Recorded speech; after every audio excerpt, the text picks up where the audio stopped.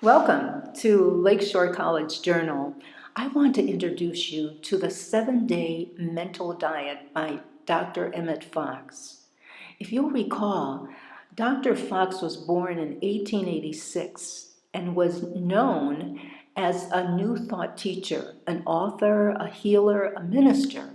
His aim in life was to encourage all people, those who attended church and those who didn't attend church, to know God and to develop their God-like attributes.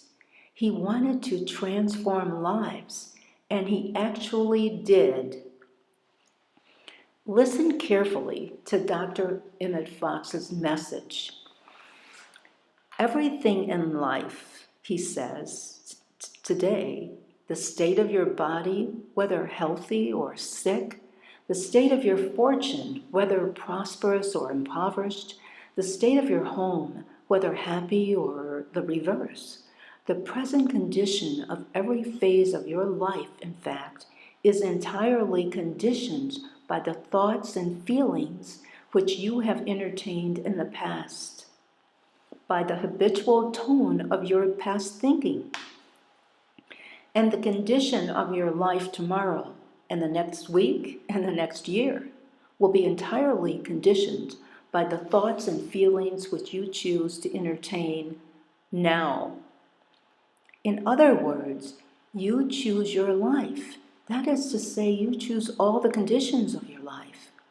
When you choose the thoughts upon which you allow your mind to dwell, thought is the real causative force in life, and there is no other. You cannot have one kind of mind and another kind of environment. This means that you cannot change your environment while leaving your mind unchanged, and this is the supreme key to life and the reason for this article. Can you change your mind without your environment changing too? This, then, is the real key to life. If you change your mind, your conditions must change too. Your body must change. Your daily work and other activities must change. Your home must change. The color tone of your whole life must change. For whether you be habitually happy and cheerful or low-spirited and fearful depends entirely on the quality of the mental diet upon which you diet yourself. Please be very clear about this. If you change your mind, your conditions must change too.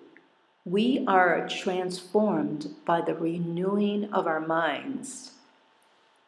So now you will see that your mental diet is really the most important thing in the whole world, in your whole world, in your life. This may be called the great cosmic